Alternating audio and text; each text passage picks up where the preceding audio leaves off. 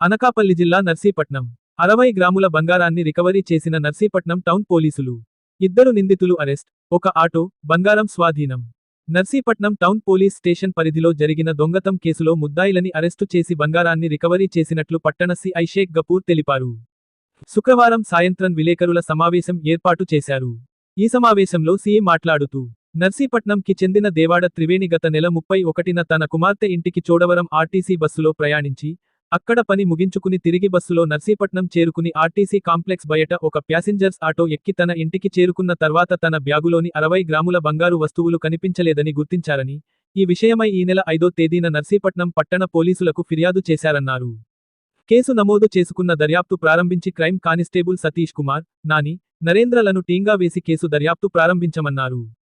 దర్యాప్తులో కొంతమందిని గుర్తించి నిర్ధారించుకొని శుక్రవారం ఉదయం అనకాపల్లికి చెందిన గాడి సత్యవతి అలియాస్ శాంతమ్మ, షేక్ చాంద్ భాషాలను అరెస్టు చేశామన్నారు.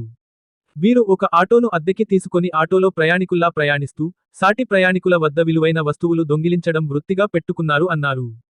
నిందితులపై గతంలో మల్కాపురం, చోడవరం, గోపాలపట్నం తదితర పోలీస్ స్టేషన్లలో కేసులు నమోదై ఉన్నాయన్నారు. పాత నేరస్తులు కదలికలపై నిఘా పెట్టి శుక్రవారం తుని రోడ్డులో వాహనాల తనిఖీ సమయంలో వారిని అదుపులోకి తీసుకున్నామన్నారు. వారి వద్ద నుండి చోరీకి గురైన మొత్తం 60 గ్రాముల బంగారాన్ని స్వాధీనం చేసుకున్నామని, ముద్దాయిలను అరెస్టు చేసి రిమాండ్కి తరలి. నర్సీపట్నంలో దేవాడ త్రివేణి అనే ఆమె, వెలంవీధి నర్సీపట్నం అనే ఆమె చోడవరం మొన్న 31వ తారీఖుని ఆర్టీసీ బస్సులో వాళ్ళ కూతురు దగ్గరికని ప్రయాణిస్తూ వెళ్ళి మళ్ళీ అర్జెంట్ పని మీద వెనక్కి రావడంతో అదే బస్సులో తిరిగి వస్తుంది. ఆవిడ వెళ్ళే క్రమంలో ఆవిడతో పాటు ఒక 2 బంగారం గాజులు, అలాగే ఒక 2 పేటల చైను, అలాగే ఒక చెవిదిద్దు, సుమారు 60 గ్రాముల బరువు గల బంగారం వస్తువులు ఒక బ్యాగ్లో చిన్న పర్సులో పెట్టి తీసుకెళ్ళడం జరిగింది. ఆవిడ మళ్ళీ తిరిగి అదే బస్సులో నర్సీపట్నంలో దిగి నర్సీపట్నం ఆర్టీసీ కాంప్లెక్స్ దగ్గర ఒక బయట ఉన్న ఒక ఆటోని కో ప్యాసింజర్స్తో పాటు ఎక్కడం జరిగింది. ఆ తర్వాత ఆవిడ ఇంటికి వెళ్ళి చూసుకునేటప్పటికి ఆవిడ బ్యాగ్లో ఉండాల్సినటువంటి వస్తువులు ఏవైతే ఈ 3 వస్తువులు ఉన్నాయో సుమారు 60 గ్రాములు గల బంగారు వస్తువులు దొంగిలించబడినట్టుగా ఆవిడ గమనించి మనకి నిన్న అనగా 5వ తారీఖుని మనకి ఫిర్యాదు చేయడం జరిగింది.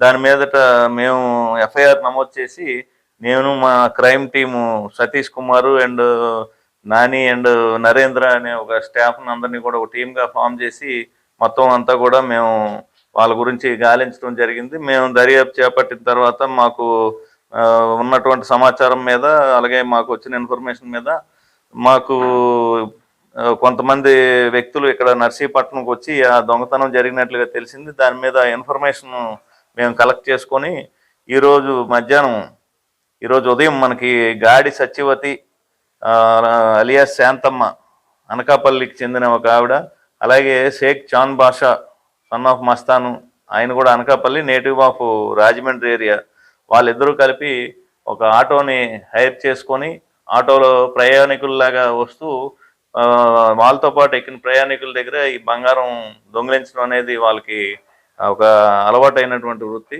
ఈ దొంగిలించడంలో వాళ్ళు ఇదివరకు కూడా ఒక 5-6 కేసులు గోపాలపట్నం, చోడవరం, మల్కాపురం తదితర ప్రాంతాల్లో కూడా ఉన్నాయి. ఈ పాత నేరస్తులను మేము గుర్తించి వాళ్ళ కదలికలను గుర్తించుకొని ఈరోజు ఉదయం మనం ఇన్ఫర్మేషన్ మీద తుని రోడ్లో వాళ్ళు ఆటోలో వెళ్తున్నారంటే మేము వాళ్ళని చేసి వాళ్ళని వెహికల్ చెకింగ్లో ఆపి పట్టుకోవడం జరిగింది. ఏదైతే బంగారం ఉందో ఈ 60 గ్రాముల బంగారం, 2 గాజులు, అలాగే ఈ మెడలో 2 పేటల చైను అండ్ చెవిదిద్దులు కూడా మనం ఇంటాక్ట్ ప్రాపర్టీని రికవర్ చేయడం జరిగింది.